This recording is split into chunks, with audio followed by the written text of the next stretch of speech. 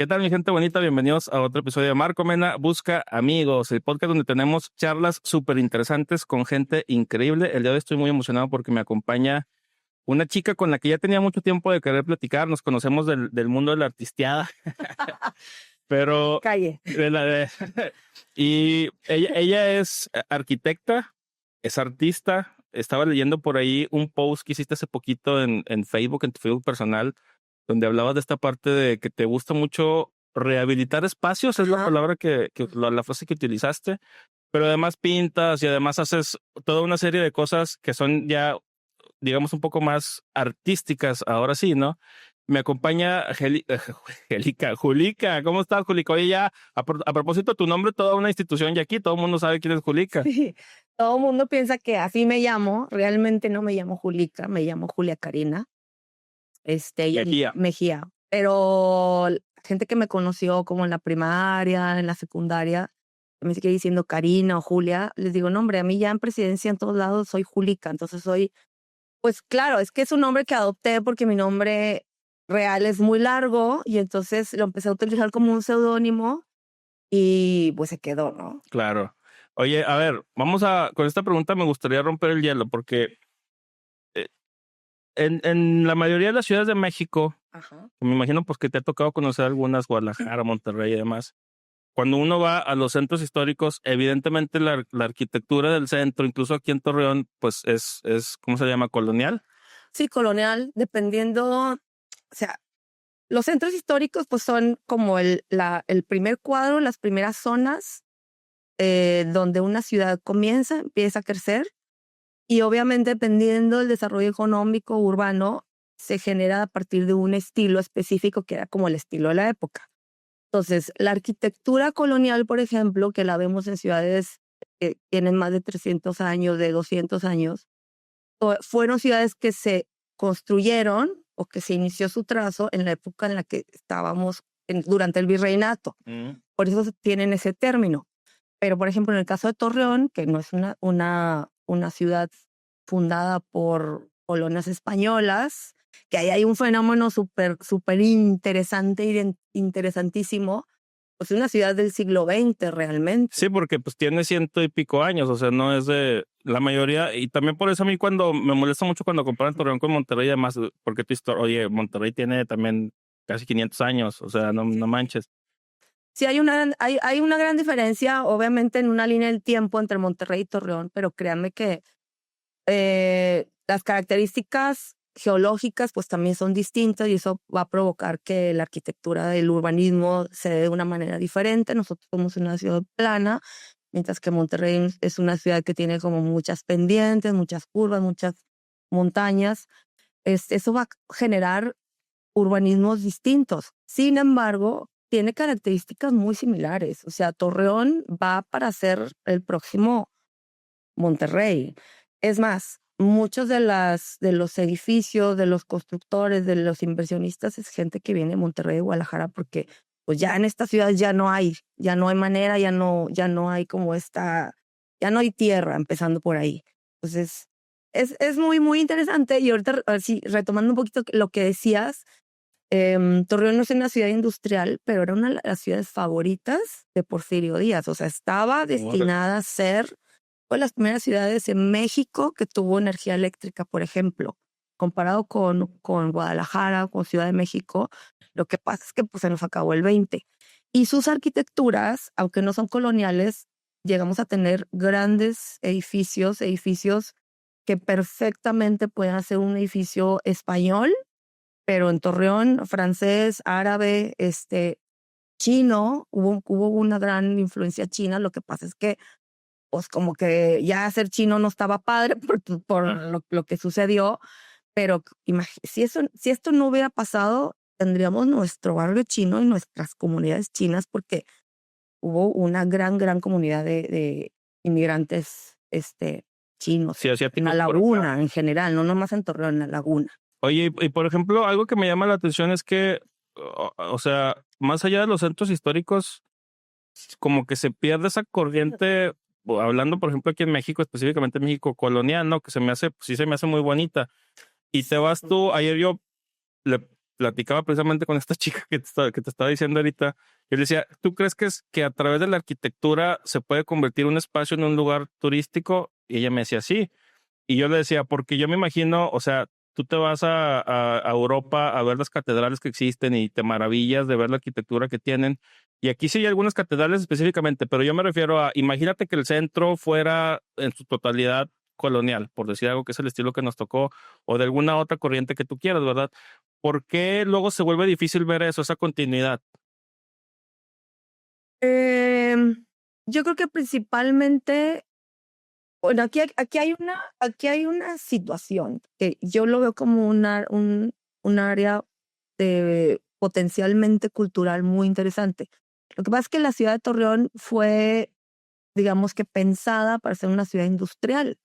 Nace a través de la industria y empieza como a crecer por un tema del ferrocarril, específicamente que había una línea de transporte que llegaba a este sitio y eso empieza a ocasionar pues la necesidad de crear espacios donde vivir, espacios donde construir, industria, etcétera, etcétera. Y entonces ha habido como un constante ir y venir de gente, o sea, la gente no estaba tan arraigada, empiezan a llegar y van, vienen. No ha habido como esta conciencia de lo que tenemos, de lo que hay. Y es la parte que a mí me gusta mucho el arte, por ejemplo, ¿no? Que esas son como las herramientas que el arte empieza a otorgar en la conciencia, en la sociedad. Es decir, ¿qué somos? ¿Cuál es nuestra función? ¿Qué nos caracteriza respecto a otros sitios? Y entonces vamos a trabajar sobre ellos. O sea, nosotros somos, hablo de los laguneros, de nuestra arquitectura, somos muy ricos, pero la verdad es que no lo sabemos. No lo sabemos porque nunca lo hemos apreciado. A mí, por ejemplo, este es un ejemplo, así un ejemplo súper sencillo, ¿no? Yo estudié arquitectura, yo estudié un año de arquitectura en Francia, y entonces cuando yo voy por primera vez a Europa, yo estaba, bueno, encantada con lo verde. O sea, yo nunca había visto tanto verde en mi vida. Y yo veía los bosques y los castillos, y había clases, porque yo estudié en una universidad que hablaba sobre la historia de los jardines, por ejemplo, o cómo los reyes habían concebido un jardín específico que para la reina, que para, o sea, sabes, y con ciertas características. Y yo decía, el desierto está bien feo. No, pues donde yo vivo no hay nada, está todo pelón. Y entonces a mí me decían, no, ¿cómo? O sea, el desierto es maravilloso, los colores. Y fue como muy interesante para mí tomar esa conciencia, porque cuando tienes algo no lo valoras. Es el dicho, ¿no? El pasto siempre luce más verde del otro lado. Exacto, pero eso me dio a mí como estas herramientas de regresar y entender el entorno y entender el espacio y conectarme, y sobre todo como artista, conectarte con el silencio es maravilloso, por ejemplo.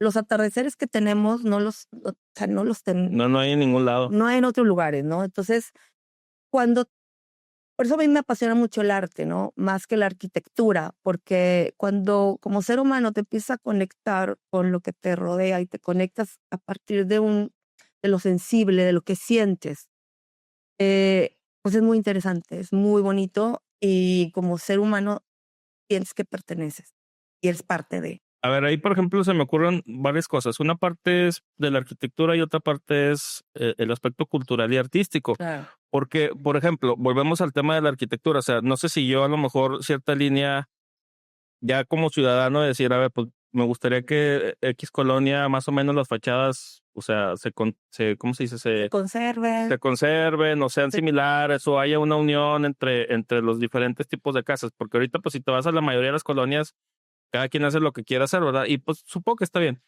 Pero digo, si esa continuidad no la sigue uno como ciudadano, pues el gobierno quién sabe cómo va a interactuar. Y luego, otra, la parte, volviendo al tema turístico, a mí me gusta mucho apreciar el tema del arte de una buena escultura o una pintura en una pared o lo que tú quieras.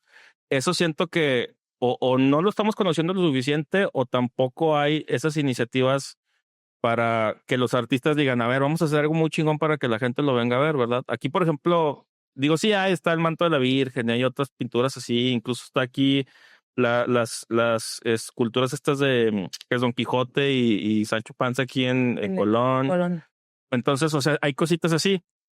Pero ¿dónde está el incentivo para que artistas creen obras un poquito más grandes que la gente quiera venir a ver, verdad? Y cómo el gobierno apoya o al contrario te hace que te hagas para atrás. Y le acabo de leer un artículo precisamente, salió hace ratito que hablaba sobre Mario Talamás, precisamente le mandamos un saludo, hacía un Mario.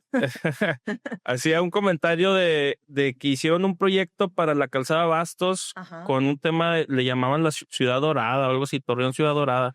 Dije, qué padre, pero entonces dice, bueno, nosotros presentamos el proyecto y luego ya desarrolló Urbano, no sé si se llama el departamento que lo hace, dice, hizo una parte y la otra parte no.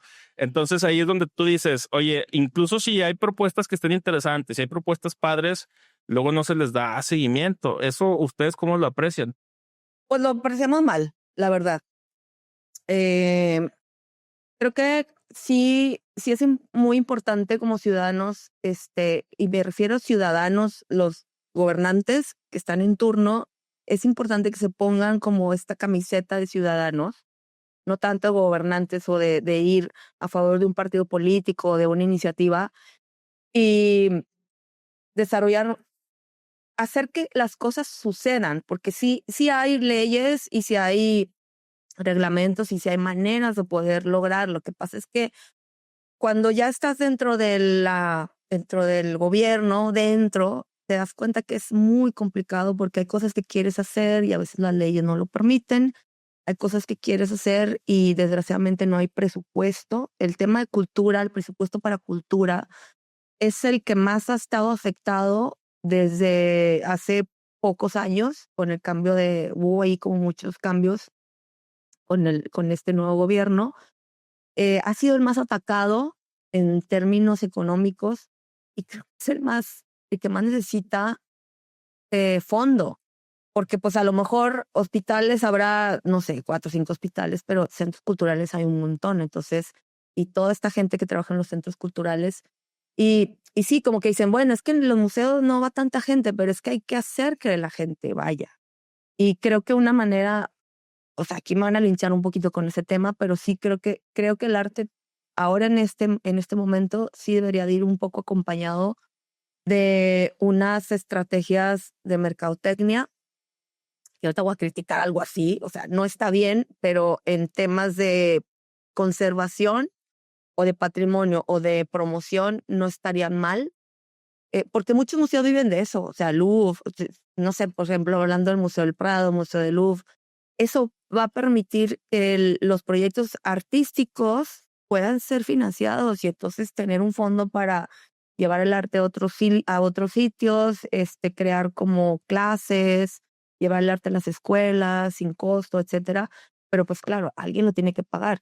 Y yo sé que están las empresas, eso es una súper buena idea y ahí estamos en un tema muy interesante que también podría ser, pero sí no es suficiente. Creo que también no es suficiente. Entonces, entiendo la parte del gobierno porque es difícil, pero siempre se pueden hacer iniciativas y te lo digo porque nosotros, cuando yo estuve en el centro histórico, sin dinero logramos catalogar alrededor de 30 inmuebles o casas, edificios, se le llama inmuebles, ya sea casa, edificio, etcétera, sin un solo peso. Entonces, no hubo necesidad, pero sí se hizo mucho trabajo de investigación, se apoyó mucho a Lina en tomar medidas, sacar pues apoyarlos, porque también entendíamos que no tenían tampoco la plataforma, no tenían la gente que estuviera midiendo los edificios y nosotros dentro del municipio lo hicimos. Y es ganas de querer que las cosas se hagan y de entender lo importante que es tener un inmueble protegido, porque así evitaríamos catástrofes como todos los edificios que han tumbado, porque se puede hacer, ¿sabes? La ley lo permite. Entonces, al menos de esa manera como que dicen, no, detente, se pueden hacer muchas cosas, la gente luego se asusta. Pero ¿en qué capacidad tiene que hacerlo? ¿Lo tienes que hacer en alianza con gobierno o en alianza con empresas? ¿En qué capacidad nosotros como ciudadanos podemos apoyar? ¿En qué capacidad la comunidad de artistas puede apoyar? Fíjate que yo platicaba con Angélica Poblador, no sé si la conoces. Sí. Un saludo, Angélica. Angélica. Peleamos, pero bueno, ahí estamos, Es que así somos los artistas. Soy como un poco micha, entonces no me voy a pelear. No, entonces yo le decía, lo que pasa es que a mí, y es lo que te decía, yo soy muy curiosillo, entonces me gusta mucho conocer cosas, ¿verdad? Pero yo le decía, imagínate a una familia que tú le dices, va a haber una exposición X en el Museo de Arocena. ¿Por qué ellos irían al Museo de Arocena en lugar de pasar su domingo en el cine o en el fútbol o en otra cosa, cuando a lo mejor nunca jamás les ha pasado por la mente siquiera ir a experimentar eso? Y ella me decía, es que tienen que apreciar el arte nada más porque es arte.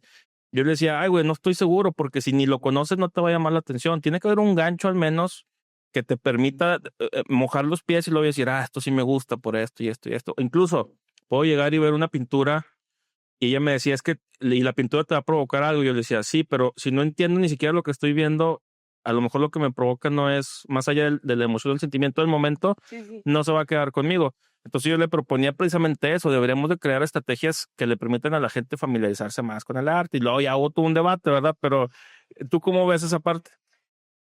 Sí, definitivamente en lo que dices tienes toda la razón.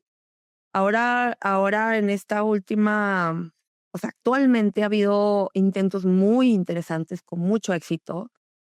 Por ejemplo, hace 2 años me parece, trajeron las pinturas, algunas de las piezas más importantes del Museo del Prado de Madrid, imagínense, y las expusieron ahí en la Plaza Mayor.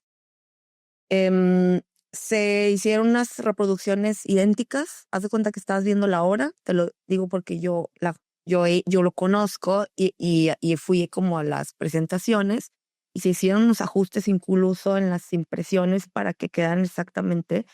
Y esos son intentos muy buenos de acercar a la gente al arte porque, pues, o sea, yo quiero imaginar las personas que a lo mejor venden gorditas o la gente que trabaja ahí, lo de la marea roja, que de pronto no se acercan porque sienten que no van a entender o que no se sienten acostumbrados a ir a ciertos espacios.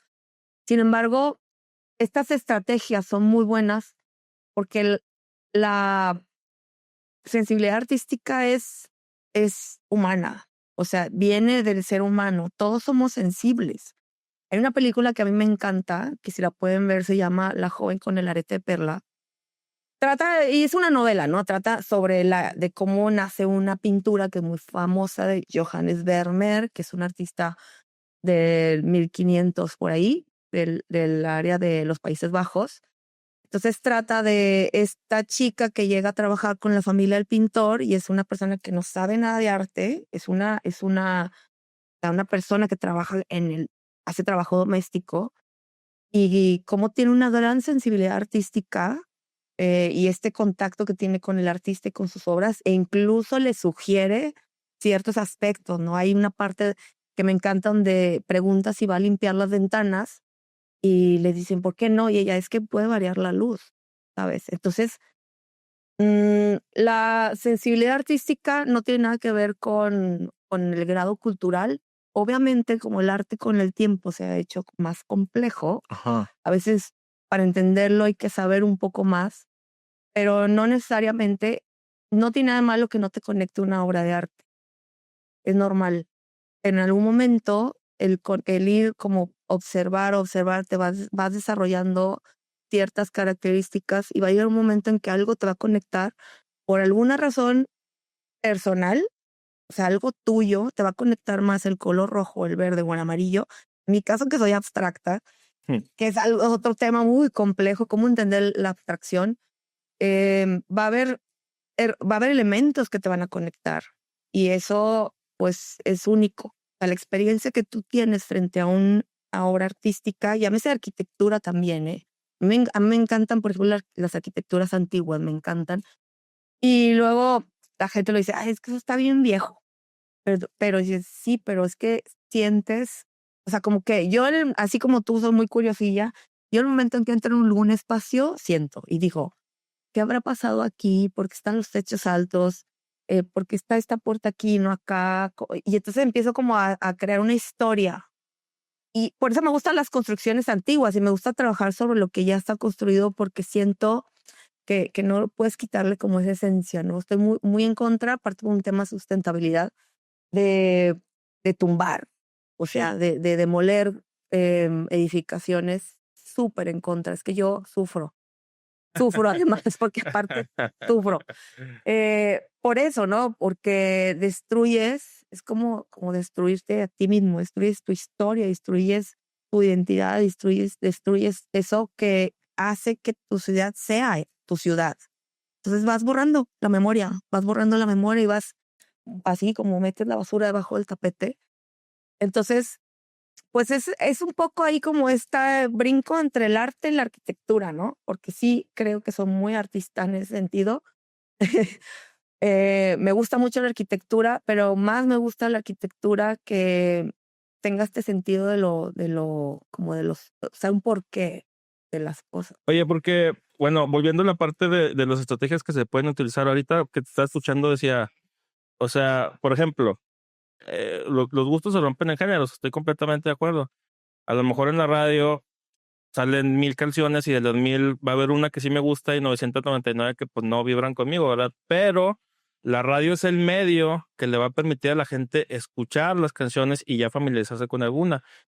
Y es el fenómeno que pasa, por ejemplo, con la Mona Lisa. Todo el mundo conoce a la Mona Lisa. ¿Por qué conocemos a la Mona Lisa? Porque siempre en las películas era de que, ay, la Mona Lisa. Y si le preguntas a la mayoría de la gente, te van a decir, pues sí está padre, pero no es así como que una pintura muy extraordinaria, ¿verdad? Entonces, ¿qué es lo que hay detrás de que la gente lo conozca? Pues esta maquinaria que hace que digan esta de acá o esta de acá. Siento que eso es lo que nos está faltando ahorita en esta época moderna, de a lo mejor decir, a ver, estas son las esculturas o las pinturas o las piezas de arte contemporáneas de artistas laguneros, en este caso, o artistas mexicanos o artistas del mundo, que están figurando y que además están figurando por esto y esto y esto. O sea, tú volteas a ver dos pinturas, o sea, si tú me pones ahorita la Mona Lisa, que yo que no sé de arte, pues voy a decir, ah, pues sí está bonita, pero no sé por qué es trascendental. Es tan importante. Exacto. Entonces, eso es lo que siento que está faltando. Sí. Justo ahorita, esto que estás hablando que a nosotros necesitamos, que es como promover el arte, o sea, arte en todo el sentido. O sea, hablo desde la gastronomía, la gastronomía, bueno, fútbol no necesita promoverse, pero la gastronomía, la arquitectura, las obras de arte, los artistas de la región, etcétera. Sí, sí necesitamos estar conscientes de qué hay y darle ahí como un enfoque un poco turístico, cultural, para que sea como un atractivo. Sí tenemos muchos elementos culturales muy ricos y únicos y no lo sabemos, que el simple desierto, ¿no? Pero en otros países, por ejemplo, ya en Europa, ya en el siglo XX, muchos filósofos hablan justo de estos fenómenos de la mercantilización del arte, como ya ahora el arte se vuelve, o sea, ya un objeto de estatus, entonces pierde como esta función de para lo que fue concebido, hemos perdido un poquito esta parte, la Mona Lisa, ¿no? O sea, ya creo que escuché ahí, vi un reportaje que incluso la van a cambiar de sala, porque la gente va al Museo del Louvre no a admirar las obras de arte, nomás va a la Mona Lisa y a tomarse la foto con la Mona Lisa. Sí. Se ha convertido como un icono, o sea, como una estrella de rock, y la gente va a tomarse la foto y no conocen. Como estrategia es buena, lo que dices tú, ¿no? La camiseta, tal. Como estrategia es buena, pero quizá a lo mejor de esos millones de personas, unos cientos se pongan a pensar y ¿por qué es tan importante? Así como tú, ¿no?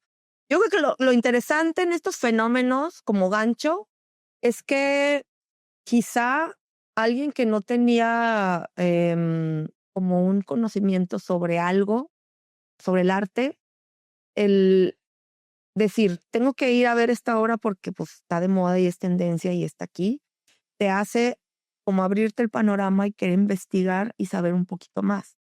Y eso, yo creo que ahí esa parte es como la más enriquecedora, ¿no? Yo, por ejemplo, no sabía nada de fútbol hasta que tuve un hijo futbolista y entonces Pensé que ibas a decir un novio futbolero. Diría. no. Tengo fútbol sin un hijo futbolista. Y que incluso hasta yo misma entré a un equipo de fútbol ahí que me invitaron. Dije, bueno, voy a entrar para saber de qué se trata todo esto, porque uno como espectador no valoran lo que hace el otro, ¿no? No mete goles, selección, es una porquería. Pero ya cuando vives la experiencia, los sacrificios, las dietas y el esfuerzo y tal, empiezas como a valorar y dices, no, no es tan sencillo. No es tan sencillo ser futbolista, no es tan sencillo ser artista, no es tan sencillo hacer lo que tú haces, por ejemplo. ¿Y qué te mueve, qué te hace ser mejor? Pues es como el trabajo diario. Sí, creo que estamos descoordinados, nos falta un poquito. Digo, tengo que reconocer que ahora, muy reciente, de muy poquitos años para acá, se han hecho grandes esfuerzos para acercar el arte a la gente. No sé si tú fuiste a ver la Capilla Sixtina. Sí, cuando estuvo aquí la trajeron, claro. Yo creo que en la vida cultural de Torreón ha habido tanta gente que visita una obra de arte, es una réplica además, pero con esta intención de quiero conocer, o sea, quiero estar dentro de este espacio y sentir lo que siente estar en la Capilla Sixtina. La gente que ha estado o que hemos estado, a lo mejor lo sabemos y la experiencia fue muy interesante porque es exactamente igual, la sensación es la misma, pero la gente que no ha tenido la experiencia, o sea, imagínate poder tenerla, ¿no? Y fue gente de todo tipo, o sea, escuelas, niños muy pequeños. Es bien, bien bonito. Yo, por ejemplo, Pero eso, disculpa que te interrumpa, fue en colaboración con el gobierno precisamente, ¿no? Creo a nivel sí, fue estatal. en colaboración con el gobierno. Sin embargo, no, a mí me encantaría que de pronto esa misma gente o esa cantidad de gente pudiera visitar a lo mejor una exposición en el Museo Arocena o en el Museo del Ferrocarril, que a mí el Museo del Ferrocarril me parece el lugar más maravilloso de Torreón. No ha ido, vaya, porque tienen la experiencia, ya no tenemos ferrocarriles aquí. Entonces, para mí es visita obligada a las escuelas primarias. Saber qué es subirte a un vagón y, o sea, había vagones que eran hospitales, había vagones que eran casas, etcétera. Entonces, y es como el inicio de nuestra ciudad. Nuestra ciudad nace gracias al ferrocarril. Si el ferrocarril se hubiera quedado en Lerdo, pues así estaba originalmente planeado, Ajá. Torreón no existiría, o Sí. sería lo que es ahorita, ¿no? Entonces, todo tiene una consecuencia y para eso sirve mucho el entender el arte, porque el arte tiene historia y lo que sucede en una sociedad en un momento histórico va a ocasionar una cosa y va a ser como, va a ayudar a que nazca otra. Entonces, ¿para qué nos ayuda el arte? Pues para conocernos, para saber qué va a pasar, cómo entendernos como sociedad y qué podemos hacer para mejorar también, ¿no? Entonces, bueno, es normal porque Torreón es una ciudad muy joven, muy, muy joven. O sea, yo creo que hemos crecido tanto. Es como cuando de pronto tienes muchísimo dinero. Digo, a mí no me ha pasado, ¿verdad? Pero cuando estas personas que de pronto tienen muchísimo dinero en las manos porque pues algo pasó, les fue, entonces dices, ¿qué hago con tanto? Entonces siento que Torreón sería como un ejemplo muy parecido. O sea, en 100 años que tenemos como ciudad, no tenemos más de 150. No, no llegamos ni a 120. Todo lo que hemos hecho como ciudad. O sea, es una ciudad o es una zona de las más importantes a nivel económico, el crecimiento que tenemos, la multiculturalidad, porque somos producto de una cultura más otra, más otra, más otra, más otra, más otra, la gastronomía. Entonces es muy poquito, son muchas cosas en muy poquito tiempo. ¿Cómo trabajas a nivel urbano? Ahorita estamos platicando, no es el tema de hoy, pero ahorita estamos hablando. Todos los temas son de hoy. El urbano.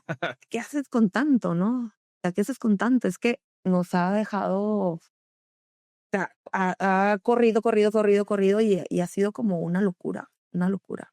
Oye, a ver, es que tengo muchas cosas que te quiero preguntar, pero primero, Episodio 1.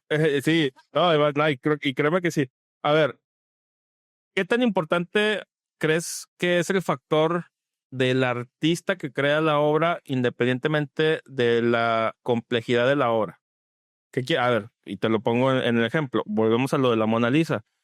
A lo mejor no es la pieza más impresionante que hayamos visto en cuestión de técnica de pintura, pero existe toda una leyenda detrás, no nada más de la Mona Lisa como obra, sino de Leonardo da Vinci como artista, que fue un güey que y estudió anatomía y medicina y propuso muchas cosas y inventaba máquinas y demás, y a lo mejor eso fue lo que también propulsó que algunas de sus obras fueran un poco más conocidas. ¿Tú crees que no le estamos dando quizás la importancia adecuada al artista versus la obra, o que para que la obra realmente sobresalga, independientemente de qué tan impresionante es, el artista tiene que hacer un trabajo detrás de, ahora sí que marca personal, para que digan, ese güey es un crack, y lo que haga él, todo va a ser muy bueno, aunque no sea bueno? Es que eso es a lo que voy, o sea, como ya te pintaron a ti que tú eres un genio, y lo que sea que pintes, aunque sea un dibujito así, una casa de palitos, van a decir, más, es que no lo entendemos porque el güey está en otro nivel, en otra atmósfera, ¿no? ¿Crees que tenga que ver eso? Sí, sí tiene que ver. Hay mucha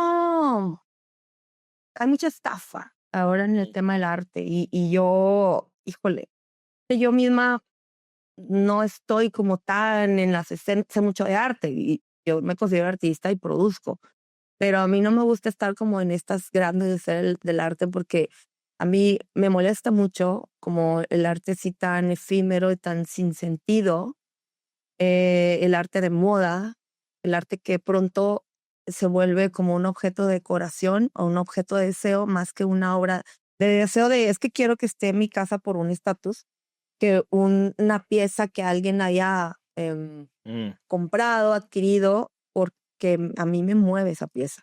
Entonces pasa mucho esto, y esto pasó con la Mona Lisa. Sin embargo, cuando el artista, o sea, cuando el artista tiene una trayectoria, una carrera y propone, entonces se valida esa obra de arte. Al Ya. final es como, no sé, a ti te va a pasar, es como con los tiktokeros y los influencers y todos estos chavitos que hacen muchas cosas.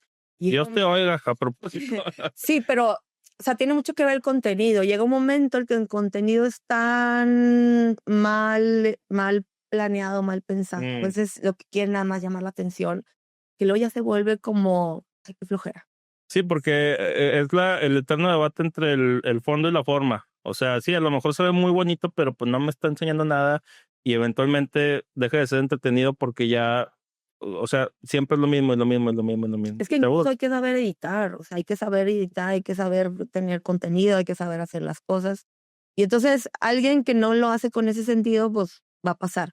Ahora, ya regresando al tema de Leonardo da Vinci, sí, es verdad. Lo que pasa es que ahorita, hoy en el siglo XX, a partir de los medios de comunicación, la televisión, el cine, la fotografía, ya la imagen es Ah, un referente cultural de la historia del arte.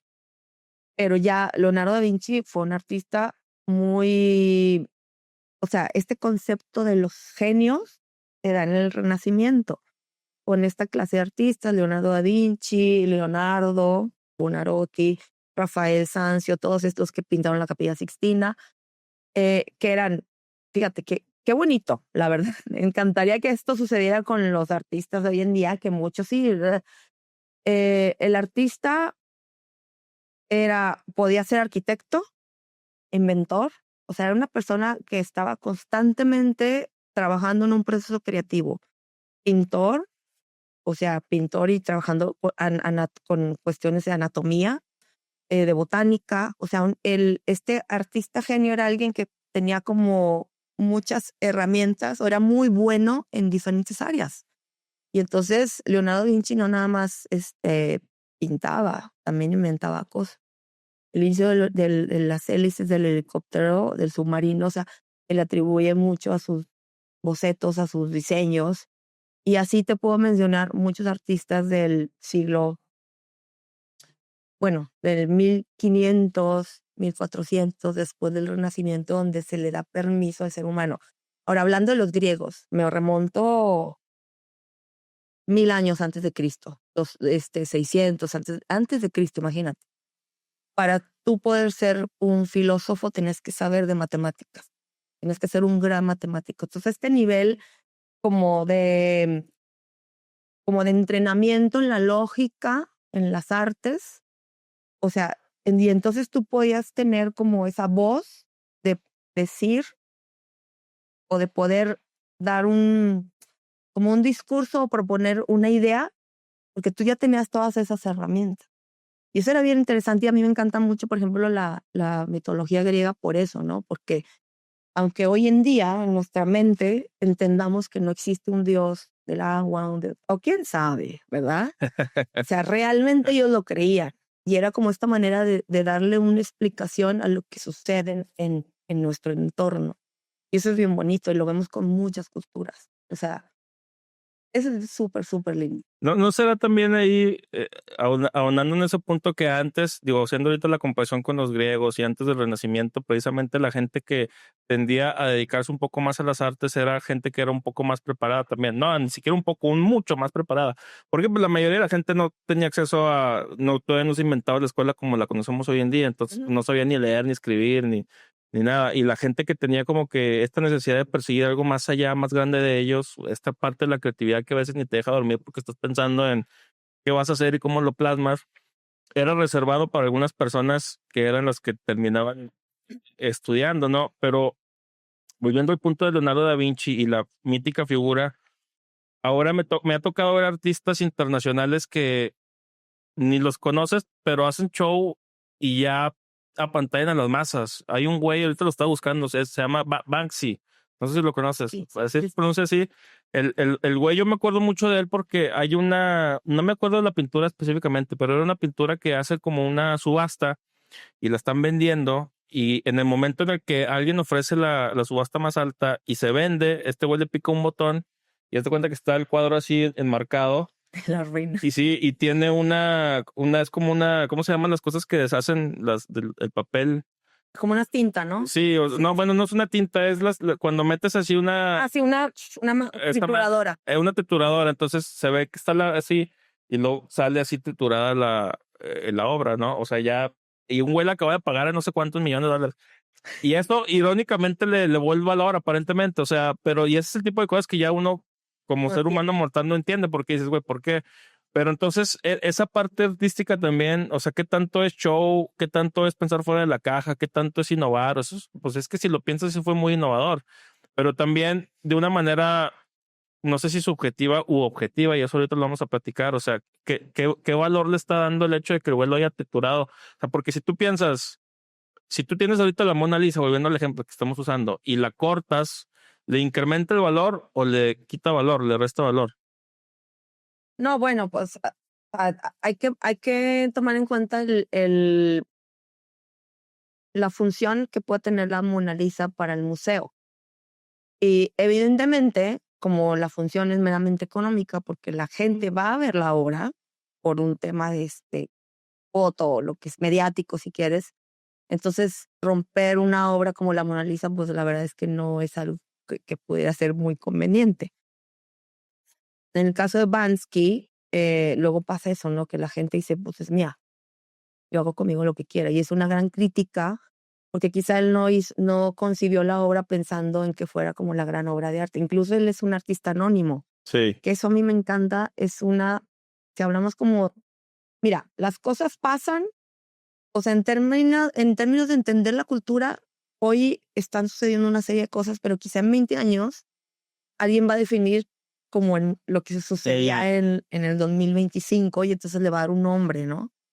Entonces las cosas van sucediendo, pero no podemos darle un término de qué fenómeno está pasando en ese momento.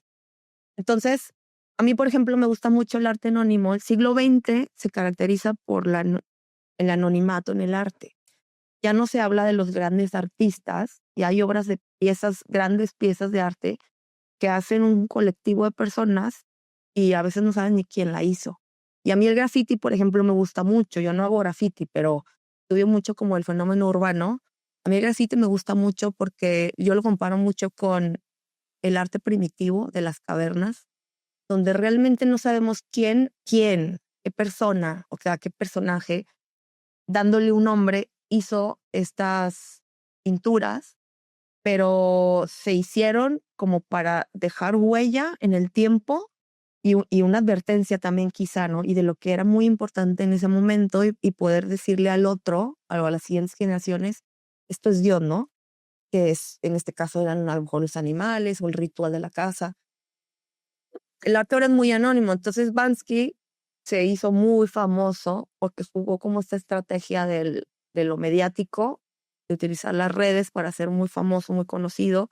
Sus obras son muy buenas, tiene mucha crítica política, social en sus obras, y se pudo dar el lujo se pudo dar el lujo de exponer una obra en venta, que normalmente sus obras están como en los muros, no es como obra material que yo te pueda vender. Ajá. Y entonces a alguien se le dio la gana y la destruyó. Y esa es una acción bien interesante, hablando en términos de arte, porque a veces sí los artistas de pronto nos quedamos mucho como con ese ego de la obra es súper importante porque la hice yo, ¿no? Yo soy como casi Dios. Sí, hay algo ahí un poquito porque somos personas creadoras, pero a veces es como nos morimos igual, ¿no? ¿Sabes? O sea, no vamos a ser eternos. A lo mejor vamos a ser eternos a través de lo que hagamos. Pero aparte también, digo, porque hablamos también de la parte un poco del ego del artista y el temperamento del artista y demás. O sea, es que creo que es muy difícil que no se le suba a uno si llegan y ven tu obra y te dicen, no manches, está padrísima, y no nomás una persona, sino que llegan varias y como que Ya. y pues, o sea, yo creo que es imposible para el ser humano que no te la creas un poquito de decir, güey, pues se me hace que sí traigo algo, ¿no? Sí. Y ya a lo mejor la manera en la que lo lidies con esa, no sé si llamarla adoración, a lo mejor no es la palabra, pero con esa buena vibra que te está dando la gente, la puedes mal encaminar. Sí, sí pasa mucho. O sea, sí hay que tener un poquito los pies en la tierra. Le pasa mucho a los artistas, a los cantantes y a la gente que de pronto, a gente que entra como a los puestos públicos también. No, y te voy a decir algo, De pronto se sí, cree inalcanzable y dices, ay, o sea, somos amigos, atiéndeme o algo, ¿no? exacto. Y te voy a decir algo, digo, yo no me creo y a veces se me olvida, pero cuando llega la gente, por ejemplo, aquí al estudio o que conozco así y ven que tengo los libros ahí, ¿a poco tienes libros? Y digo, sí, tengo esos dos, estoy escribiendo otro y tengo otro. No manches, qué padre, esto, lo otro. Y a veces a mí ni se me olvida, o sea, los tengo de adorno, no se cuenta, pero se me olvida que los tengo ahí pero sí llega, o sea, como que la gente te da como que un estatus ante los ojos de la gente. No sé si esa es la manera de expresarlo. Sí, o sea, es que validan, te dan como un valor a través de lo que haces. Y eso es bien interesante. Pero yo creo que nuestra función como artistas es que en el momento en que alguien valida como tu trabajo, tu obra, es invitarlos a que consuman no lo que tú haces, sino el arte, o que aprendan, o que yo, por ejemplo, a gente que conozco que no son como muy del arte y así, luego yo los invito, o esto que tú haces, ¿no? Sí hay un proyecto que a mí me gustaría mucho hablar, porque luego de pronto digo, ay, soy muy rollera y me encantaría que la gente supiera esto, ¿no? Más que soy medio tímida en las cámaras, no, en la vida personal no, Ni en la parece, vida real no, ni parece. las cámaras son muy tímida y a mí se me hacen TikToks y así.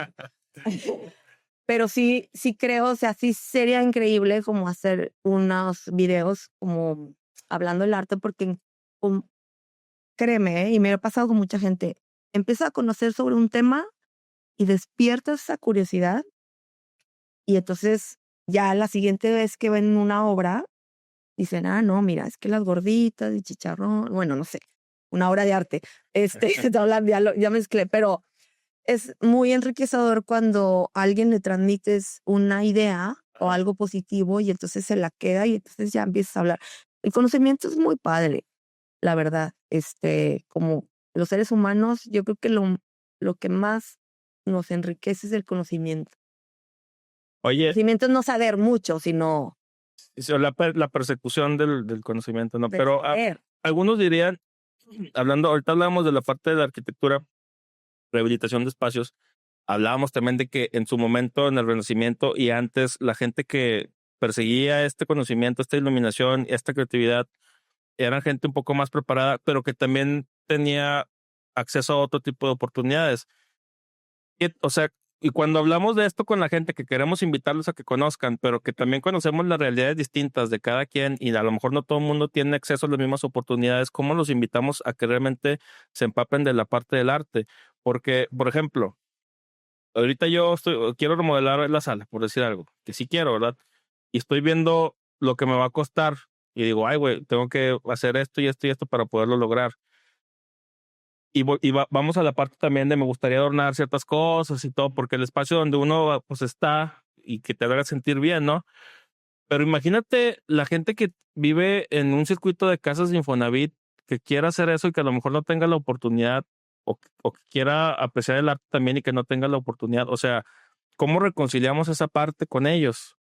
Yo creo que es a través, mira, evidentemente esto sí ha existido en la historia de las ciudades, donde hay gobernanza. El arte es, el arte también sufre por procesos de democratización. Es decir, mi esfera de poder, yo soy la institución, yo soy el gobierno, yo decido qué se puede ver y qué no se puede ver. Lo hemos visto mucho a través de la historia y lo que ahorita comentabas, en la Edad Media, por ejemplo, o sea, no había artistas. El conocimiento, las matemáticas, la agricultura, todo estaba destinado nada más a la gente de la iglesia, que eran como los que tenían ese permiso divino. Es que a veces también las religiones son tremendas. Hay países que se pelean y matan por la fe. Entonces es tremendo esto que sucede y ha sucedido también en el arte. Sí, es verdad, no, el conocimiento no ha sido accesible a todo mundo, gracias, pero también es por la misma, los elementos de transmisión del conocimiento. Es decir, antes no existían los libros, los escribían a mano. Pues imagínate que escribías un libro, podían pasar 20 años, y lo que lo leías, la gente no sabía leer ni escribir. Eso estaba destinado nada más a la gente, a los monjes, a la gente tal. Entonces, con la imprenta, con las revoluciones, cuando empiezan a darle cráneo a las monarquías, pues sí, está gacho, vimos las películas y todo, pero pues al final trajo como el conocimiento a las Porque personas. había un recelo de compartir el conocimiento también, ¿no? O sea, Sí, porque me imagino que hablando, por ejemplo, del Vaticano, los güeyes escribían mucho tiempo después, no en una lengua común, sino escribían ¿cómo se latín. llama? En latín. Entonces, o sea, no nomás tenías que saber leer, tenías que saber además leer latín para poder compartir ese conocimiento. Entonces, pues estabas frito si no eras parte de la esfera.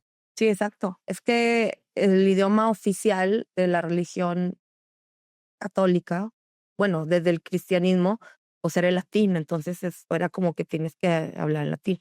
Y eso se vio todavía hace muy poco tiempo. O sea, muchas todavía más ahorita y las escrituras y está el tema del latín. Yo ahorita digo, pues, ¿para qué sirve el latín? Va. Es más interesante como conocimiento para poder entender el arte o entender lo que tú ves escrito en ciertos lugares. Se siente muy bonito saber qué dice ahí, decir qué es la que hice, ¿verdad? Pero sí, el arte siempre ha tenido este aspecto de la democratización. Son los gobiernos los que deciden. ¿Qué se puede hacer para que esto no se dé de esta manera? Pues lo que estamos haciendo. O sea, hoy en día hay otras herramientas de transmisión del conocimiento. Lo que pasa es que también tiene que ser como muy serio. Y esa validación de la que tú hablas, o sea, ¿por qué van a hacerle caso al programa de Marco Mena y no a este otro podcast de esta otra persona, ¿no? Entonces hay una situación de valor donde tú demuestras que tus temas son estos o que el impacto que puedes llegar a tener con la gente. Y eso es realmente lo que puedes hacer, porque es muy difícil, pues, como ir a los gobiernos y imponerles y decir, esto es mejor que lo que tú estás exponiendo. Y hay una serie de herramientas y un porqué las instituciones lo hacen de esa manera, ¿no? Debe de haber también, hablando de la religión, como que la gente luego se hace para atrás, ¿no? O sea, porque, por ejemplo, aquí tenemos el Cristo de las Novas. A mí me encantaría ver un Buda gigante también, o no sé, ¿cómo se llama? Un Krishna, el elefante o sea, cosas diferentes. Pero a lo mejor luego la gente dice, ay, es que están adorando al diablo, están adorando otras cosas. O sea, la percepción de la gente también influye luego en lo que se puede hacer. Sí, sí, sí, claro. Pero yo creo que eso corresponde, es que, mira, imagínate en el 300 después de Cristo. O sea, antes Constantino, hubo un emperador que se llamó Constantino, que, o sea, el Imperio Romano fue tan grande que tuvo que dividir en 2 partes. Y entonces el cristianismo, cuando nace Cristo, a partir del año 0, que sé qué año fue, pero ya le pusimos el año 0, empezó a ser tan famoso, que es lo que estamos haciendo ahorita, tan famoso, que por cuestiones de conveniencia cultural, por unificar, por ejemplo, los imperios, se hizo esta conversión como el cristianismo, como la religión oficial. Entonces, pasa exactamente lo mismo aquí.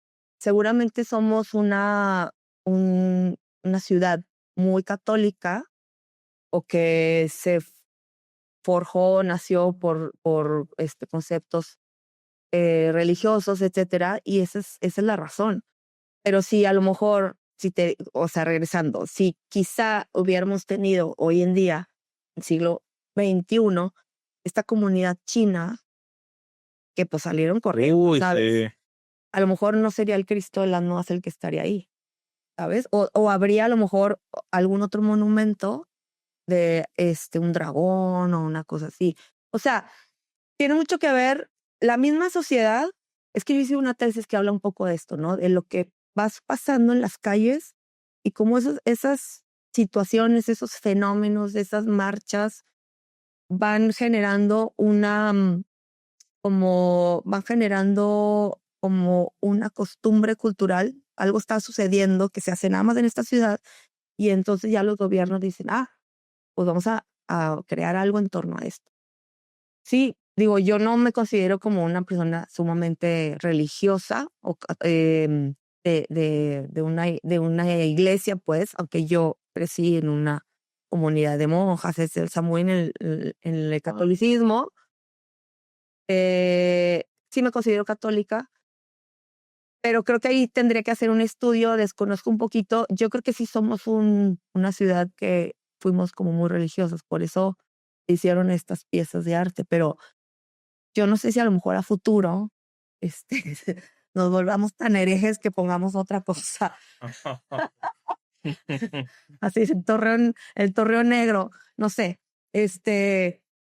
no lo sé. Eso, el tiempo, que es lo que ahorita platicamos, lo que hoy estamos haciendo, quizá en 20 años, va a ser el origen de otra cosa.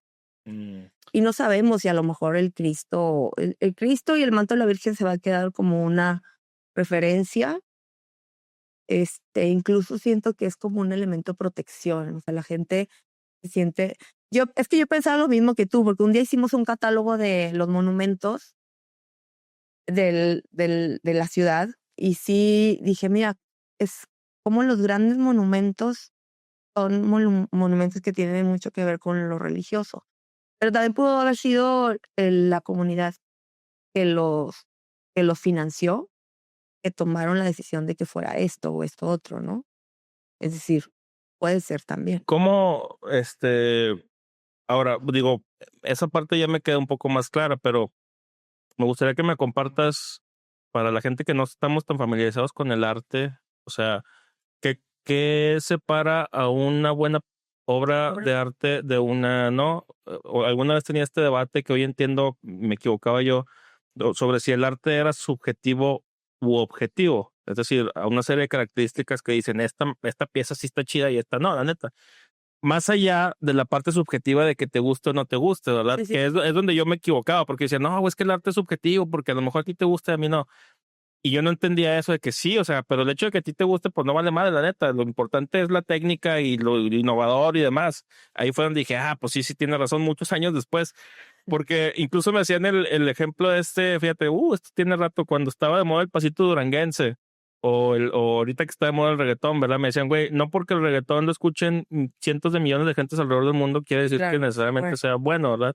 Y bueno, ahorita ya a lo mejor el reggaetón, yo estaba peleado más con la parte de las lyrics, como se dice, la letra, y no tanto la parte de la música, que se asociaba demasiado, pero ahorita ya hay canciones que se me hacen interesantes del reggaetón que pues no, o sea, no, la letra no está tan mal, hasta románticas y demás. Pero ¿cómo hacemos? O sea, ¿cómo podemos discernir eso? ¿Cómo yo discierno si voy caminando por la calle, veo un edificio, un rascacielos, bueno, aquí no hay, pero de 10, 15 pisos donde sí los hay, que diga, pues este está bonito por esto y esto, más allá de nomás estar grande. ¿Cómo veo una pintura y digo, esta pintura está padre? ¿Cómo, o sea, en dónde está ahí el expertise? El expertise está en la aceptación que tiene la obra en la sociedad. Ejemplo, la Torre Eiffel, cuando se construyó, se construyó como una pieza de ingeniería en realidad. 1890 por ahí, antes del siglo XX. Y hubo una gran manifestación de los pensadores, artistas, escritores que querían que la tumbaran. Y no la tumbaron porque ayudó a un tema ahí como de las antenas de radio, una cosa así, y se quedó, y tan se quedó que es el símbolo de Francia. Ya no te hablo de la ciudad, de Francia. O sea, ¿qué la hizo importante? Bueno, hubo muchos elementos, ¿no? La manera en la que se construyó, cómo se concibió, la rapidez, quién la hizo, que fue justo la misma persona que hizo la Estatua de la Libertad de Nueva York. Que de hecho la Estatua de la Libertad es un regalo de los franceses para, sí, ¿verdad? Sí, sí, sí. Porque de hecho hay una igualita, hay una estatua idéntica, hay una pieza idéntica en le llaman la Ile-de-France, la isla, en el río Sena hay como una pequeña islita y ahí tienen la pieza original y entonces fue un regalo. Entonces, te digo, ¿qué lo valida? Hay varios elementos, o sea, no nada más es el hecho que eres bueno en algo, sino cómo esa pieza, hablo de tu programa también, o sea, cómo ese proyecto de arte, pieza de arte, edificio, logra como traspasar estas barreras de lo estético, de lo útil, del valor que le da a la sociedad. O sea, me gusta, no me gusta, no me gusta esto, túmbelo, ¿sabes? Y entonces se puede hablar de que es una pieza que traspasó el tiempo.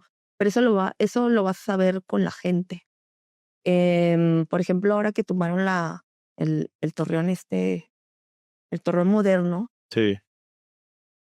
yo me acuerdo que ese torreoncito, digo, a lo mejor el lugar estaba bien feo si quieres y todo, pero la gente iba Es que era emblemático, de ciertamente. todas las escalas sociales, ¿eh? O sea, de todas las escalas sociales, por esto que te digo del fútbol, gente de todos los niveles iba y se tomaba la foto. Entonces, fue una locura haberlo hecho y fue una locura que se decidió pues hacer otra, ¿no? Porque ya no se podía rescatar. Tuvo ahí un problema la demolición, entonces ya no se podía rescatar como tal la pieza. Fíjate, un paréntesis de ahí, sin ahondar, pero le mando un saludo al antifaz de la comarca lagunera, no sé si lo ubicas, el güey, gran amigo mío. El otro día fuimos, fíjate, no, tiene rato, creo que fue el año pasado, pasamos por ahí y me dice,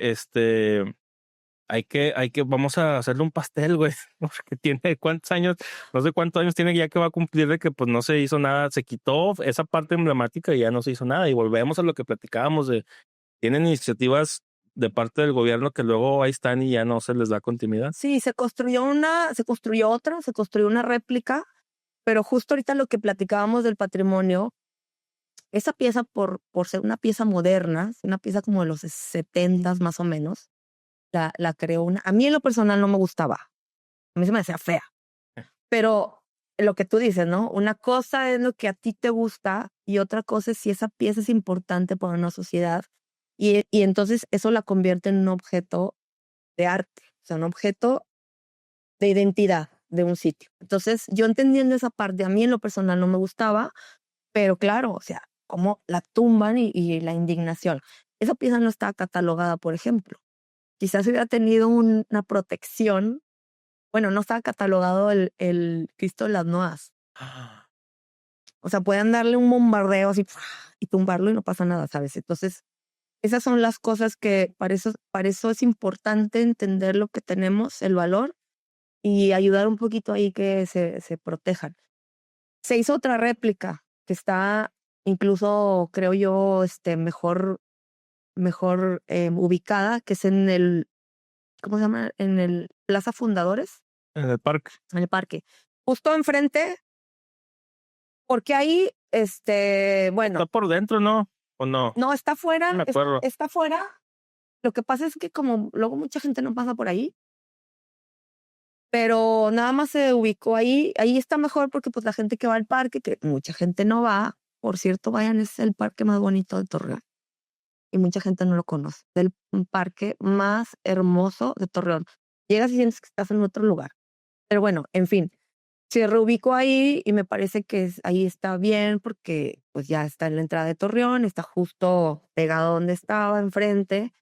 Sí pasa un poco desapercibido, como dices tú. Yo creo que la memoria colectiva es que está enfrente.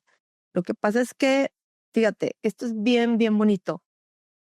La memoria colectiva es muy difícil de eliminar. O sea, ¿cómo eliminas algo tan trágico que pasó y que se sigue quedando como en la mente de las personas?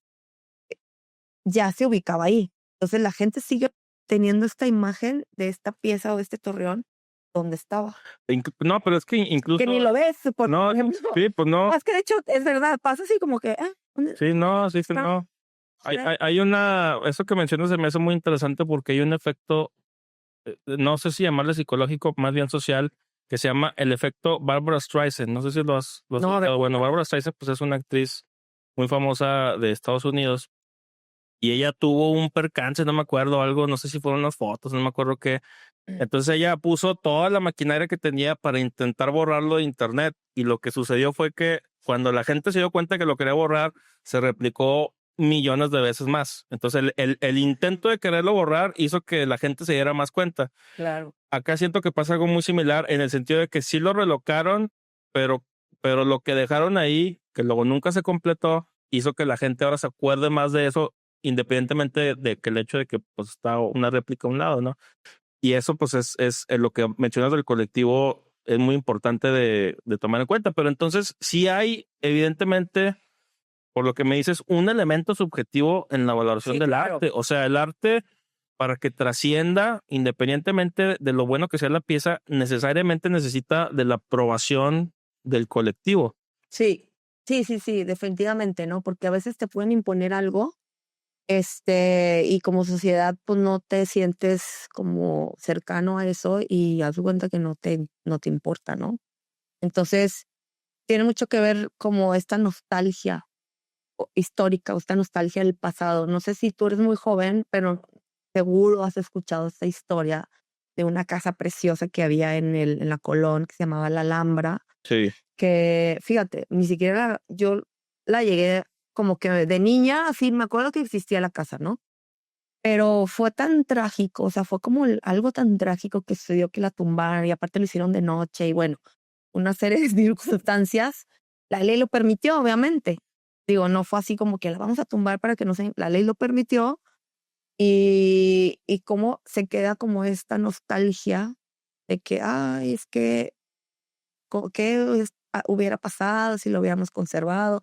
Y me acuerdo de una plática que fue así como de patrimonio, fue una hija del dueño y ella decía, es que la casa, la verdad, el mantenimiento y todo era imposible, mi mamá enviudó y pedimos apoyo al gobierno y la verdad es que pues nadie nos ayudó y no tuvimos otro remedio más que venderla, ¿no? Entonces, sí, de pronto hay intenciones, pero a veces, sabes, es difícil. Hoy en día esto ya no pasa, porque entonces te da el pitazo, está pasando esto, y Eh, ¿sabes? Por eso creo que como que el papel de las personas en la sociedad es muy importante. Lo que tú hablas de los objetivos, sí, hay dos factores en el arte, así de una manera clara para que la gente pueda entender un poquito el arte. Digamos que hay dos maneras de comprenderlo. La primera es a través de lo estético, de la parte que tiene que ver con la belleza, y la segunda es a partir de la idea del arte, o de la subjetividad. La mayoría de las obras que parten de la estética, como un concepto griego, son obras que tienen cierta proporción, cierta estructura, y eso las hace piezas atractivamente buenas visualmente. O estas piezas que tienen como una proporción o unos números que están relacionados con las plantas, con la figura humana, etcétera, etcétera. Por eso en el arte la figura es como, lo figurativo siempre es como más aceptado por la gente porque es como que el con que más te identificas. Es difícil entender el arte abstracto, ahí es donde entro yo. Pero no sufro por eso. Sufro, pero digo, bueno. La otra parte, a partir del nacimiento de la fotografía, eh, a finales de 1900, la fotografía se da como para ahí 1870, por ahí, no sé.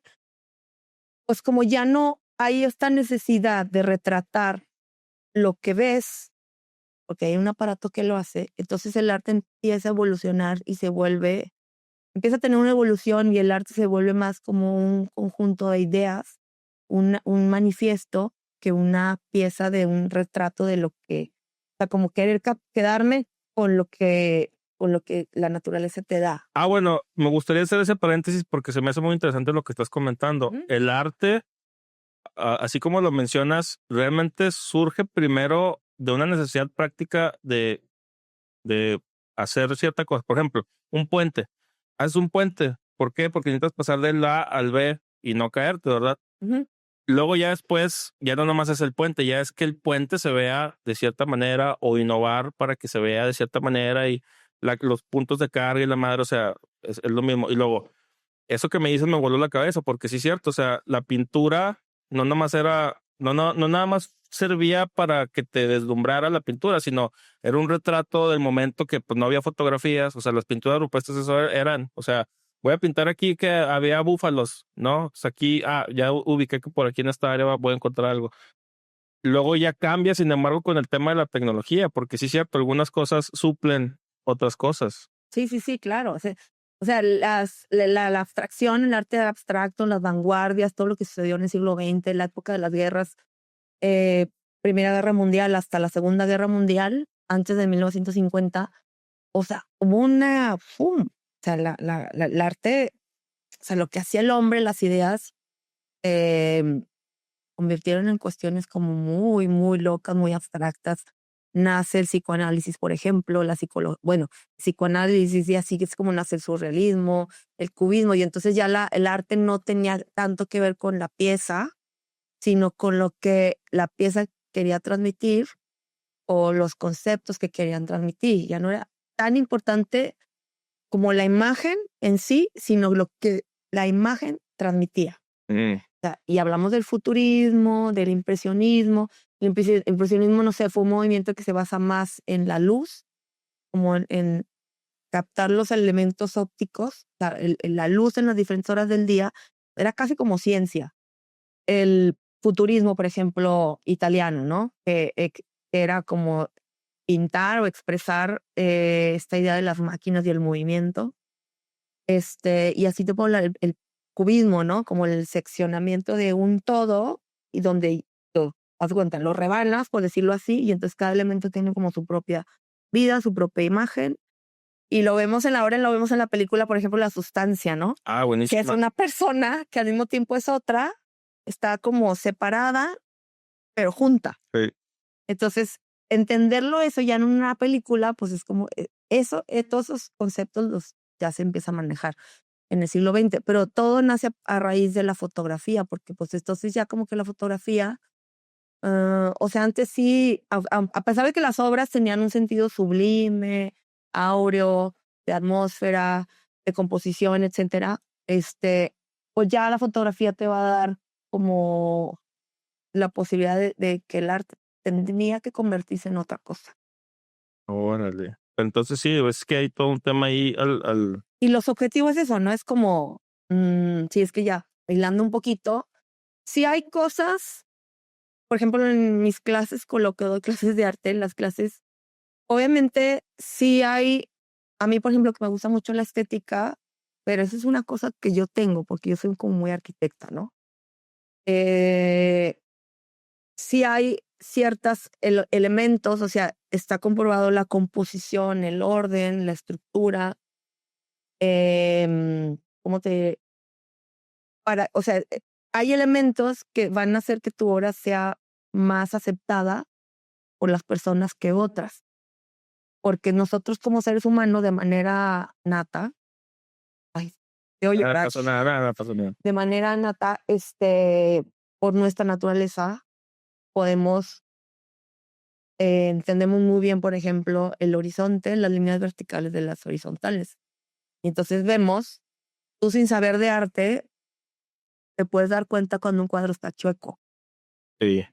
Los que somos más obsesivos o loquitos o más así, a lo mejor yo puedo ver que está milimétricamente más chueco, pero eso es porque yo tengo más desarrollada esa habilidad. Claro. Pero tú de manera innata, simplemente porque tú caminas en un contexto horizontal, vertical, entonces sí hay maneras. Este principio es muy de los griegos, ¿no? El orden, la proporción, Es que porque la la simetría. estética, y varios filósofos griegos hablaban de eso, pero la estética, si lo analizamos, te puedes ir a un tema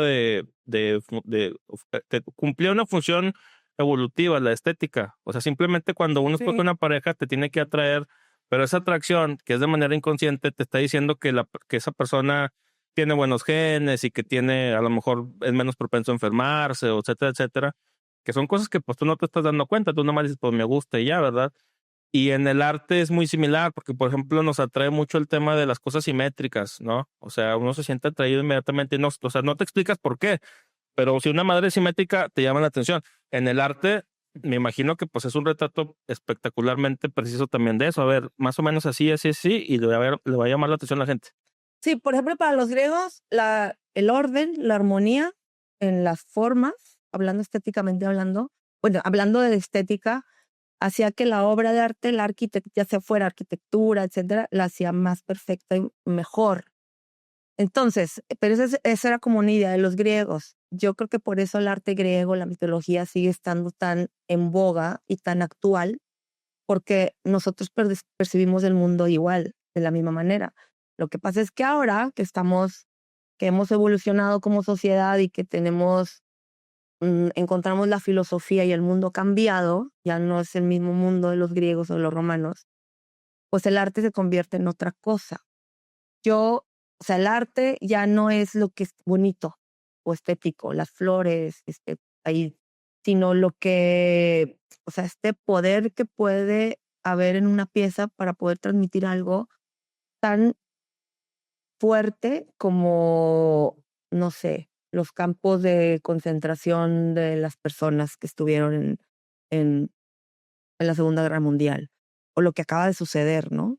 El feminismo, simplemente antes, o sea, el arte en el feminismo, o sea, el arte de unos años para acá se le da mucha importancia a la mujer, a los derechos, pues finalmente han logrado un cambio en ese sentido. No es que esté a favor o en contra, pero antes no se tomaba mucho en cuenta los derechos como las mujeres y no había estos movimientos así tan fuertes. Ahora los hay y creo que eso ha sido en gran parte por el activismo social y el arte que se ha encargado de hablar de un tema que es incómodo o que no se habla. Entonces, creo que finalmente esa es la función, independientemente de que pueda ser algo bonito. Un arte poderoso puede ser algo que estéticamente sea bueno y al mismo tiempo te dé un buen mensaje. Entonces, yo creo que va ahí un poquito por ahí. Hablando del tema de la mujer, crees que esta es una idea muy mafufa, ¿verdad? Pero siempre me gusta platicarlo. ¿Crees que apreciamos el arte diferente si somos hombres o mujeres? Nos fijamos en diferentes cosas, atendemos a ciertas cosas. O sea, a lo mejor, digo, no sé, estaría interesante sacar una estadística de si, por decir, viene una obra de teatro con X característica, a lo mejor se compran más boletos de mujeres o sea, no sé, ¿verdad? Es No, una idea que se me acaba de ocurrir, pero quién sabe. no, yo creo que no. Sinceramente, yo creo que no. Es más, y te voy a decir algo, a lo mejor no necesariamente una separación de géneros, ciertamente cultural, porque por ejemplo, siempre sale el meme de que no sé en dónde rayos, no sé si en Turquía, no sé dónde, que a los hombres que son un poquito más barrigones son los güeyes que son atractivos, y acá pues entre más mamado estás, más atractivo eres, pero es un tema completamente cultural. Entonces quiere decir que sí la cultura afecta lo que consideramos estéticamente placentero. A ver, repíteme otra vez que me perdí. Es que me quedé tío, lo que me quedé pensando. Sí, o sea, me refiero a que dependiendo del lugar en el que estás y la cultura bajo la cual estás actuando, la óptica que tienes de cierta cosa va a variar. En ciertas partes de Europa, creo que es en Turquía, pero no me acuerdo, a los hombres que son un poco más grandes, que tienen panza, incluso les llaman, son los que consideran atractivos. Es más, incluso Y no nomás es de ahí, se repite en algunos lugares de villas de África, donde los güeyes que son así como que los más, y tienen así que varias esposas, están así panzones, pero es porque son güeyes que aparentemente tienen como para proveer, una cosa así tienen. Sí, sí, sí. Es que es un tema cultural. O sea, ahorita me distraje porque justo estaba pensando el concepto de la mujer en la prehistoria, por ejemplo, la mujer casi diosa se consideraba como diosa de la fertilidad. Eran mujeres que de caderas muy anchas, pechos grandes, muy grandes, que ahorita podría ser una mujer, no sé, estas mujeres gringas que pesan más de, bueno, en México también hay. Una mujer que ahorita podría pesar sin problema 120 kilos. Y en la prehistoria era un estatus, o sea, era un símbolo de la fertilidad, de la belleza, o sea, de la belleza. A lo mejor no era una belleza de proporciones, pero es la belleza o este aspecto de lo místico, mágico, lo hacía sus atributos sexuales. Entre más gorda, pues va a ser como mejor preparada para tener hijos, por ejemplo, ¿no? Entonces ahorita, a lo mejor eso, cállate, o sea, eso ha cambiado mucho. Creo que hoy en día, lo interesante en el siglo XXI ahorita es que hay tantas corrientes, todo es muy confuso también, ¿eh? Hay tantas corrientes y tantas cosas que se validan circunstancias que a lo mejor podrían no validarse hace 20 años. Yo, por ejemplo, tengo una hija de 15 años y siempre me critica mucho por cosas que le digo, que me dice, ay, mamá, es que tú no debes decir eso. Tú no debes decir si una persona está alta o está delgada o está gorda o está chaparra o así, ¿no? Y yo le decía, pero es que, ¿qué tiene? O sea, lo es. A lo mejor yo estoy vieja, a lo mejor yo estoy loca, tú eres alta, o sea, es lo que es. No es que tú no debes decir. Entonces, sabes, han cambiado mucho como estos nuevos conceptos de cómo decir las cosas. Y con el arte pasa exactamente lo mismo. La sensibilidad definitivamente creo que no es exclusiva de hombres y mujeres. Hay hombres que son sumamente sensibles, muy, muy sensibles también. Sí somos diferentes. La verdad es que sí, es que biológicamente lo somos. Claro. O sea, tema de derechos, pues tenemos los mismos derechos. Si yo quiero ir a jugar fútbol, pues lo puedo hacer. Lo que pasa es que a lo mejor me va a costar más trabajo. Sí, porque lo que ser una pasa gran es que futbolista en un grupo de hombres. la gente no entendemos, a veces se nos escapa porque pudiera ser muy similar, pero no lo es. No es lo mismo el tema de la igualdad que el tema de la equidad. No podemos ser iguales porque pues no se puede. Equitativo, pues sí, ¿verdad? Porque aspiramos a tener más o menos lo mismo. Te iba a preguntar, ¿qué te iba a preguntar? Se me acaba de ir la onda muy cabrón. Era Bueno, me dijiste. Dime. A ver, ya me acordé. Hablamos de la cultura y de cómo la cultura aprecia diferentes cosas. ¿Qué tenemos en México para ofrecerle al mundo en temas de arte, de cultura y demás? O sea, yo sé que tenemos muchas cosas, pero lo que voy es, se da en México un fenómeno muy interesante a través de la conquista, donde nuestros, ¿cómo se le llama? Sí, pero la Prehispánico. prehispánico es la palabra, gracias. Antes de los españoles. Antes de los españoles, prehispánico, claro. Se tenía toda una serie era una cultura que además era muy artística también, y usaban el jade y las serpientes, y eran una especie de dragones también, víboras, pero tenían muchas cosas muy bonitas, ¿no? Y la forma en la que se vestían y demás era muy precioso. Llegan a colonizar México y lugares de América Latina, y mucho de eso se pierde. Y luego pasan los años, cientos de años, y ahora somos una amalgama de muchas otras culturas, porque si bien aquí llegan hasta los españoles, luego llegan libaneses, y luego llegan franceses, y luego llegan de otros lados, hasta llegan chinos eventualmente también. Y tenemos de todo, pero la parte que nos hacía nosotros únicos como que se fue perdiendo y olvidando con el tiempo. Te vas, por ejemplo, y esa es una pregunta que te voy a hacer ahorita, temas góticos, ¿cómo se llama? La Catedral de Notre Dame es gótica, sí, es gótica, ¿no? Y se ve muy impresionante, ¿no? Pero aquí no tenemos como que a los vástagos de esa historia de antes, siento que se han perdido mucho, están las pirámides y demás, pero no hay más allá de eso, o sea, ya no está, es quizá el recuerdo. Bueno, lo que pasa es que hay como una línea del tiempo, entonces lo que pasaba en Europa, en Sudamérica, en América, Mesoamérica pasaba al mismo tiempo. Entonces, las arquitecturas góticas, románicas, los griegos, todo eso, pues pasó en una época donde todavía no éramos conquistados. Entonces yo creo que más bien hay que entenderlo como algo que nosotros, es también como si en Europa quisieran tener pirámides, o sea, no es posible porque no era su cultura, no existían los mismos pueblos, etcétera. Sí, o sea, lo he pensado mucho, por ejemplo, con este discurso que hay ahorita, hoy en día de es que éramos mejor antes de que llegaron los españoles, etcétera. O sea, yo realmente me pongo a pensar y digo, realmente ustedes, o sea, hoy en día, si viviéramos en un contexto donde hicieran los rituales, donde le sacan el corazón vivo a una serie de personajes para alimentar a los dioses, o sea, ¿realmente está bien o no está bien?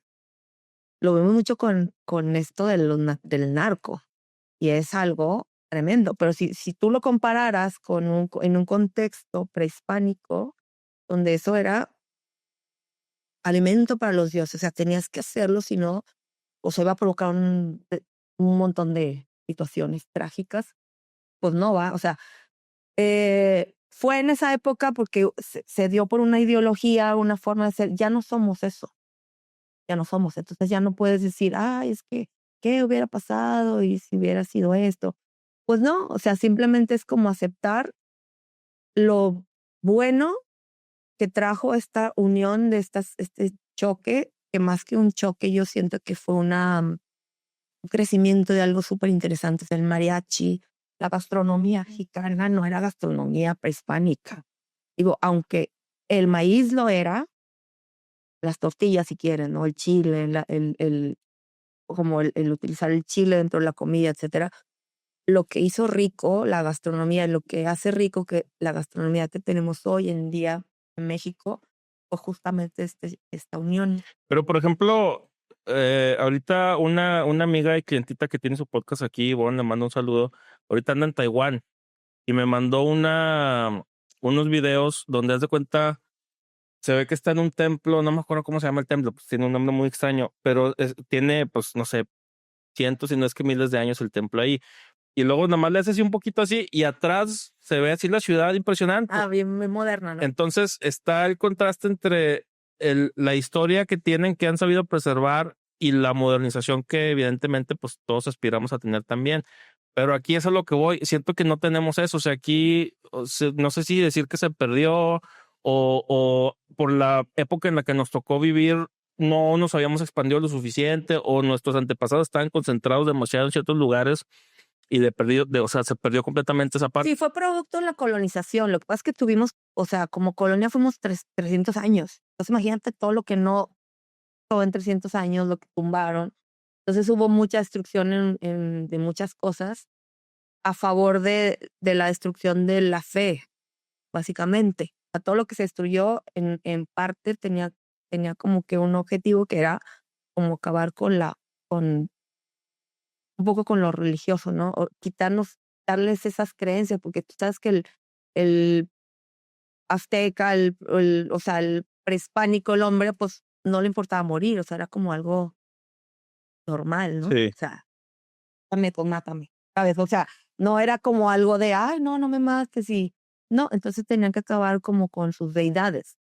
Y eso ocasionó, desgraciadamente, destrucción de muchas cosas. Pero creo que lo interesante para mí es eso que se destruyó se reutiliza para hacer las ciudades coloniales de las que tú hablas ahorita. Utilizaron las mismas piedras, los mismos espacios, se construyó encima de pirámides. Entonces, o sea, creo que lo enriquecedor o poéticamente hablando, lo bonito es eso, ¿no? ¿Qué pasó con esa destrucción? O sea, ¿qué generó? Y generó cosas muy interesantes como la gastronomía, o sea, el idioma. Nosotros pues, no hablamos náhuatl. Bueno, no, nosotros que somos del norte, Sí, sí, sí. somos muy ajenos a esa cultura. O sea, Ajá. realmente aquí no había, o sea, aquí había tribus nómadas, o sea, no había así como grupos Establecidos. establecidos como tal, ¿no? No había ciudades, o sea, había como, hay grupos ahí corriendo, no sé, comiéndose ahí de las cosas. Este, Sí, o sea, yo creo que hay que pensar más un poco en lo que sucede después y entenderlo de esa manera también. Porque, bueno, es que, mira, pues es que siento que Es todo un tema, ¿eh? sí, esto es un tema, Polémico. me agüita un poco porque pues también te pones a pensar precisamente en estas otras grandes piezas culturales que existen alrededor del mundo, las maravillas del mundo, o simplemente en Grecia, ¿cómo se llama el teatro? Tiene un nombre, El Partenón. el Partenón, exactamente. Entonces, y que tú dices, te maravilla simplemente saber que existe todavía ahí algo que tiene miles de años, ¿no? Y que aquí sí hay cosas, pero precisamente el tema quizá de la colonización, del tema de la fe, del tema de luchar por un ideal diferente al que estaba establecido, hizo que de plano, pues se perdiera todo eso. Pero bueno, a ver, Muchos sitios arqueológicos. sí, pero a lo que voy es que siento que es diferente el sitio arqueológico aislado que, que los sitios que están integrados en las mismas ciudades. O sea, eso realmente aquí no existe. No, pero yo no estaría como muy a favor de que se hiciera por el tipo de país que somos. El Partenón estaban allá, como, porque eran como en una ciudad de los dioses, estaba como allá arriba, por eso, y estaba destruido, o sea, obviamente los techos eran de madera, entonces eso con el paso del tiempo se ha destruido. Acá es muy difícil porque cuando hablamos de pirámides, estamos hablando de ciudades, entonces pues no puedes mover una ciudad a otro lado, pero mira, por ejemplo, yo acabo de ir a Tulum. Tulum tiene un sitio arqueológico súper interesante porque son unas pirámides que están a la orilla del mar. Eso yo nunca lo había visto, ¿eh? Yo no conozco tanto el sur, conozco así algunos sitios. A mí me tocó, por ejemplo, digo, a lo mejor está mal que lo diga, subirme a la pirámide de Teotihuacán, que están en el centro de México, y ahora ya no lo permiten, o sea, A ya... mí también me tocó, pues es que era la práctica como, sí, o sea, yo fui hace unos años y Piedra, pero imagínate. había un tema de recargar la energía con el sol y no sé qué tanto, sí, Sí, sí, sí, sí, sí. sí, sí. Ah, mira qué bien que te tocó, pero ahorita parece que ya está prohibido. Entonces, poco a poco se ha ido como valorizando un poquito esto. Mm, pues sí, está gacho que no te puedas subir, ¿no? Pero también el constante uso de estos espacios genera que pues se vayan como, no se puedan conservar igual o que se vayan deshaciendo. Y pasa esto que tú dices, ¿no? De pronto, ahora no sabemos, hay un montón yo creo que todavía hay un montón de sitios tan como escondidos, Enterrado, sí, pues enterrados. hace poquito se encontró, no me acuerdo en dónde, que abajo había más Todavía, pirámides. todavía no sabemos qué hay, pero puede ser. ¿Qué opinas de la parte de la restauración de las obras de arte en general? Y hablando de eso que estamos, imagínate que si bien es cierto que las pirámides ahorita están sufriendo de esa parte natural del paso del tiempo y aparte que las estamos usando y subimos y bajamos los escalones, pero, o sea, estamos peleados con que llegue alguien y diga, déjame le doy una manita de gato para que nos dure otros 1000, 2000, 3000 años toda la vida. O se tiene que respetar no, pues es que esto son los materiales con los que nuestros antepasados lo hicieron y se chingó y así se tiene que quedar. No, bueno, es que es que hay como diferentes teorías en el tema de la restauración. Evidentemente en una restauración debe ser lo más parecido, o sea, debe restaurar la pieza como está en el estado actual, no las a reconstruir. Así Ajá. está y así existe. Pasa en otras ciudades, o sea, como por qué vas a construir otra cosa que no es. Antes, todo depende, es que hay como teoría, ¿no? Antes, o sea, no sé, en el siglo XIX se reconstruía como a lo mejor fue en su origen. Pero ya se entendió y ya se hablaba, se empezaron a salir muchas teorías que decían, no, pues es una ruina y los materiales tienen que hablar del paso del tiempo y si están quemados, destruidos, erosionados, pues así hay que dejarlos. Eso ya es como algo muy personal. Yo te preguntaría a ti, ¿qué te gustaría ver? ¿Como las piezas originales o así No, pintadas? Porque tenían colores. sí, claro, no, mira, a mí me da más o menos igual, porque una cosa es la pieza y otra es el espíritu de la pieza. Y hay un ejemplo muy bonito de eso que se llama el barco de Teseo. No sé si lo has escuchado alguna vez, A ver, cuéntame. pero es un ejemplo muy sencillo. Teseo fue creo que era griego el güey, y tenía un barco, ¿no? X. O sea, puede ser el barco de Marco o el barco de... Sale en la Ilíada, así, ¿no? No, ese es un ejemplo que se usa aparte. Pero bueno, la idea es que hay un barco que es de Teseo. Conforme pasa el tiempo y lo van usando, al barco le tienen que ir cambiando piezas. Si le quitas una que se está pudriendo y le pones una nueva, ¿verdad? Entonces, la pregunta es, si eventualmente con el paso del tiempo quitas todas las piezas y le pones piezas nuevas, ¿sigue siendo el barco de Teseo? A pesar de que ya no son las piezas originales y luego van un paso más allá. ¿Qué pasa si todas las piezas que le quitaste, que ya estaban viejitas, las agarras y haces otro barco? ¿Ese es el barco de Teseo? ¿Cuál es el barco de Teseo? Ya. Pues digo, evidentemente sigue siendo el mismo barco, aunque te le hayan cambiado las piezas. O sea, no sé si a ti te han quitado un riñón o algo, no sé. Hay gente que le quitan un diente, pues sigue siendo como la misma persona, ¿no?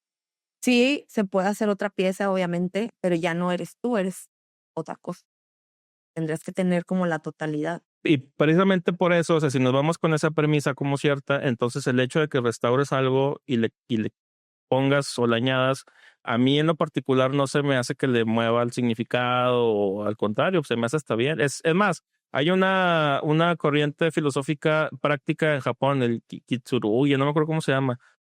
Lo voy a poner ahí que... Sí, o sea, pegan piezas en la cerámica. Ahí. Ay, se me fue el nombre, pero sí, se pegan las piezas y se hace una pieza nueva, o sea, realmente es la misma pieza, pero enfatiza mucho como la parte donde se fracturó. Sí, la parte que yo me sabía es que en el pegamento pues, la volvieron a hacer y sí, efectivamente la misma pieza, se veía ella rota, compuesta, pero utilizaban una especie de oro entre las roturas y hacía que ahora fuera una pieza diferente, incluso hay gente que podría decir que hasta mejor. Pues sí, obviamente más duradera y así, ¿no? Em, la ley, otra vez. Sí, ese es un tema haz de cuenta, yo supongo que se juntaron muchos arqueólogos en el mundo y entonces discutieron como este fenómeno de decir, si reconstruimos la pieza con elementos nuevos, ¿es la misma pieza o no es la misma pieza? Y entonces ahí entra este dilema y llegaron al acuerdo de que pierde como su esencia porque ya son materiales que aunque son casi iguales, no es la misma piedra con la que se hizo. O sea, por ejemplo, aquí, ¿no? Pensando en una construcción antigua, o se le cayeron la cantera que es rosa y tú vas y consigues otra vez cantera rosa, pues ya no es la misma, no son del mismo cerro, entonces lo haces lo más parecido posible, pero tendrías que encontrar el mismo cerro, la misma pieza, el mismo lote, etcétera. Eso lo hace diferente. Entonces, es un tema de discusión, o sea, realmente es válido lo que tú dices, porque tiene una raíz muy válida, pero ya en términos de leyes, ahorita hay esta tendencia, eso que tú dices se hizo hace muchos años, en Francia, sobre todo donde nace el concepto de restauración, nacía esto, no hubo alguien que dijo, no, el estilo francés era tal, y entonces todo lo que estaba como medio caído, lo reconstruían y como que hacían otra cosa. Y entonces en el siglo XX se llegó como a esta conclusión de la preservación de las cosas en su estado lo más puro u original posible. Me imagino que también fue un tema de las guerras, como dejar esta evidencia de lo que hemos hecho como seres humanos.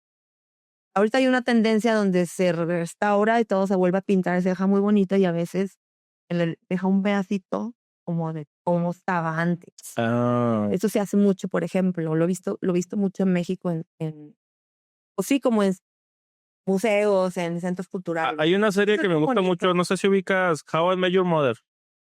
Sí, pero no la Es tipo he visto. Friends, Sí, sí, tipo sí. Friends es No la he visto. después de Friends. Muy buena, te la recomiendo porque el protagonista es precisamente arquitecto.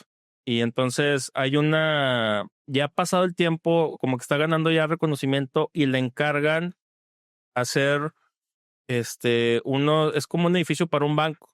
Pero entonces el lugar donde lo van a hacer ya tiene un edificio que van a tumbar. Entonces, a lo mejor lo estoy contando mal, pero bueno, para los efectos de este ejemplo sirve bastante bien.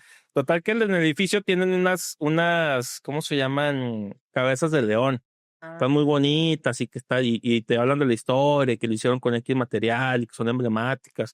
Entonces el güey dice, ay, pues es que lo tengo que tumbar. Hay mucha gente que le gusta mucho, pero yo no quisiera tener que tumbarlo. Entonces propone un diseño del edificio nuevo, donde sí van a tumbar, pero van a tratar de rescatar todas esas partes que son emblemáticas del edificio e incorporarlas ahí. Eso se me hizo muy interesante porque es quizá una parte de los dos mundos. También, pues el güey a lo mejor le hubiera gustado como tú rehabilitar el edificio, pero para los efectos de lo que necesitaban ya no se iba a poder, pero sin embargo la parte estética, visual y bonita y representativa la podía salvar. Entonces, ese tipo de cosas y propuestas a mí se me hacen maravillosas. Imagínate el poder que tenemos los que nos dedicamos a esto. Y esto es bien, bien frágil, ¿no? Porque a veces la decisión de una sola persona, de un gobernante, o sea, va totalmente en contra, afectas a todo un pueblo. Sí, sí, sí, o sea, por eso se habla mucho del poder que puede tener el arte, ¿no? El arte, me refiero a todo esto que hace el ser humano como con un sentido de responsabilidad. El arte de la comunicación, el arte de la gastronomía. O sea, ¿cómo puedes acabar con un platillo, no sé, poniéndole un ingrediente que no va por innovar y entonces destruyes años de cultura, años de manera de hacer algo, etcétera, etcétera? Pasa lo mismo con la arquitectura. Entonces, eso es bien interesante, eso que estás contando. Pero es como de tener esta conciencia del, del lugar, de pertenecer. Yo pertenezco, y como me gusta, no quiero que esto se pierda. Ya. Me gustaría, ya llevamos casi 2 horas platicando. No. Nada más para cerrar, me gustaría hablar de la parte, te decía, de la corriente gótica. No tengo ni idea de dónde surge ni nada, pero las catedrales que he llegado a ver y demás edificios y toda esa arquitectura me parece fascinante. Sí, es muy bonito. Quizás es un tema también de gustos, ¿verdad? Pero a mí me encantaría ver aquí una propuesta de alguien que diga, vamos a hacer una X cosa así con un tinte gótico, que es lo que te digo, ahora tenemos que, siento yo, y quizá malamente, enfocarnos no nada más en la propuesta artística, sino también en la propuesta práctica y de mercadotecnia, de, a ver, estamos haciendo esto, que va a ser así, que va a servir para esto, y vamos a incentivar a la gente que vaya con esto. Pero, ¿qué me puedes platicar de esa parte gótica? Bueno, es que el arte gótico, o sea, es como la segunda etapa del toda esta parte medieval. Y las construcciones son así, eran construcciones de piedra, evidentemente no existía el cemento, no existían las varillas ni nada de eso. Son construcciones que evocaban al cielo. Estamos hablando de una arquitectura simbólica. Los lugares eran muy oscuros con algunas entradas de luz, así muy pocas entradas de luz a través de los vitrales. Y entonces la idea del gótico era como entrar a un espacio que tú podías tener esa sensación de estar en el cielo. Wow. Todo era como mucha penumbra, mm, pero estamos hablando de 1200 a 1400. Nosotros fuimos conquistados en 1492, más bien América. Sí, bueno, llegan aquí en ¿no? 1525. Y sí vieron las clases de historia. Entonces, o sea, México llegaron en 1519, los españoles en 1521 se habla, digo, hay una diferencia, pero 1500. Entonces, obviamente no tenemos arquitectura porque no nos tocó. Es muy interesante el fenómeno del gótico porque estamos hablando de algo completamente simbólico y espiritual, donde la figura, el cuerpo humano no existe, existe el espíritu y la materia. Wow. Y todas estas como picos tenían como estéticamente hablando, se buscaba que se vieran que querían alcanzar el cielo. Era como así como un brazo del cielo hacia la tierra. Wow. Sí, es bien, bien, bien bonito, súper interesante. Pero aquí no había estos genios creadores, no había estos arquitectos, artistas. Cállate el desnudo. Hay unas cosas bien interesantes respecto al gótico. ¿Quieres ver algo así que es tipo medio gótico? En el panteón, primer panteón que hubo en Torreón. Oye, que es el que está para allá, ¿no? Sí, sí. Es súper bonito. Tienen que ir a verlo. Yo sé que es como muy raro decirles vayan a ver el panteón, pero es el primer panteón que hubo de Torreón. Ahí están sepultadas las primeras familias que llegaron. Y entonces traen estas influencias de sus países y vas a encontrar unas cosas preciosas. Obviamente aquí no hay gótico. Hay estilos neogóticos que se dan ya en Europa y ya llegan a México, por ejemplo. Aquí en Torreón no, yo como que no nos llegó. ¿Qué tipo de nosotros nos llegó Porfirio Díaz con toda la innovación? Pero tenemos cosas bien interesantes.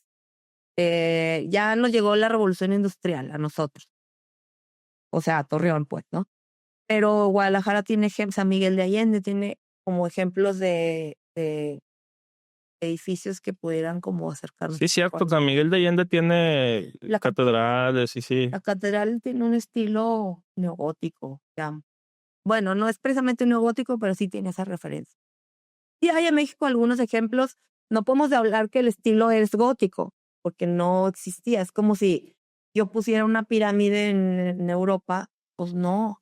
O sea, no es una réplica, a menos que me lleve una. Sí. Eso pasa.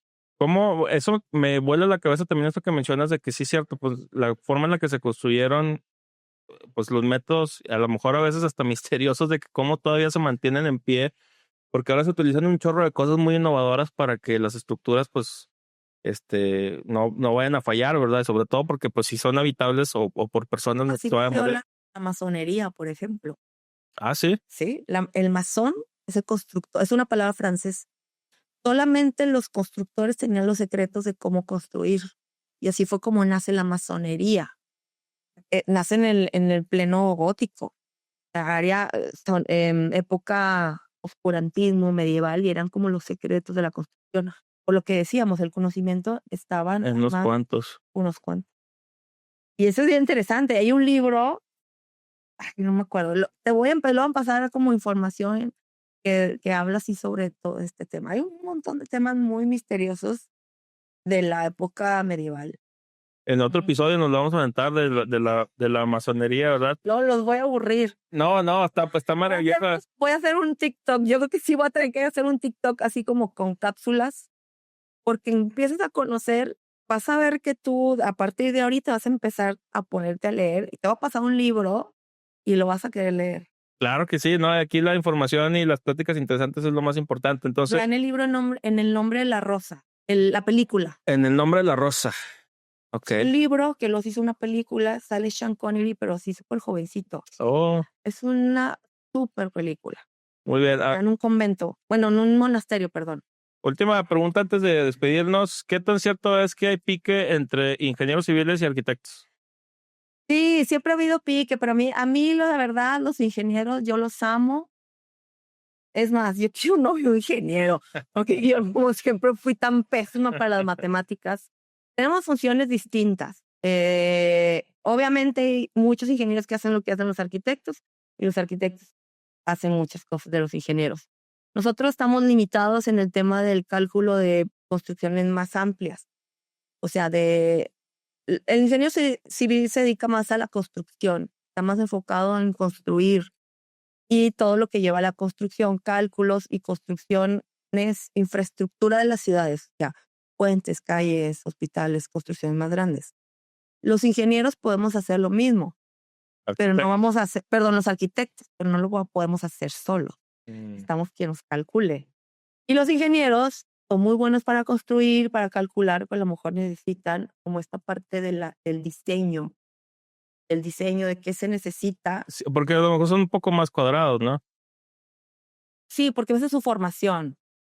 Pero hay grandes ingenieros que luego estudian arquitectura y cállate, son top de los ingenieros arquitectos del mundo. Ahí te va, última pregunta. Ahora sí, ¿en qué lugar dejamos a los maestros? Porque son, me imagino que también figuran muy importantes dentro de cualquier construcción o proyecto que tenga que ver con edificar una obra. Claro, los maestros se ha perdido mucho como que vean una película que se llama En el hoyo, es mexicana. Pues obviamente no podríamos hacer nada sin los maestros. Son los ejecutores. Son los que materializan todo. O sea, lo que hacen los ingenieros y lo que hacen los arquitectos. Hubo grandes maestros aquí en La Laguna.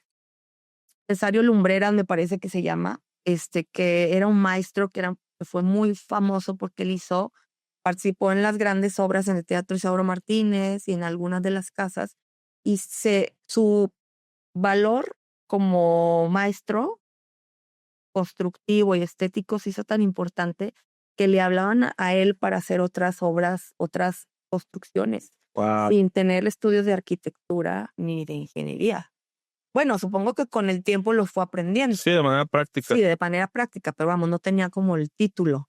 Sí, importantísimo. Aquí, la verdad, en México, pues el maestro, el albañil, El albañil, el maestro, la pues caguama, claro, forma allá, parte.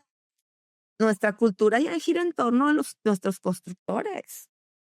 Claro, o sea, tienen un papel importantísimo en la sociedad. Sí. Imagínate. No, sí, me imagino. Muy bien, ¿no? Con eso, Gracias. con eso cerramos. Luego nos aventamos una segunda parte. Estuvo muy interesante la plática. Espero que te la hayas pasado a gusto. Aquí tienes las puertas abiertas siempre que quieras venir a comunicar algún mensaje o echar el chat, la platicada. Ahora nos echamos agüita de Jamaica porque es temprano, pero luego nos echamos un vinito a gusto y vas a ver que la plática fluye muy bien. Te agradezco, redes donde te puedan seguir. En Facebook estoy como Julica Mejía Calderón y en Instagram estoy como Julica-Mejía. La verdad, con esas dos. Perfecto, pues te agradezco mucho, Julica. Aquí estamos. Gracias. Gracias a todos. A ver si no se aburren. No, estuvo padrísima la plática. Pero larga. Pues así duran más o menos episodios. Que se ponen a cocinar ahí, lo escuchan. Y que nos escuchen, exacto. Como quiera que sean los clips, van a salir un montón de clips. Pero bueno, esto fue otro episodio de Marco Mena Busca Amigos. Nos vemos. Gracias.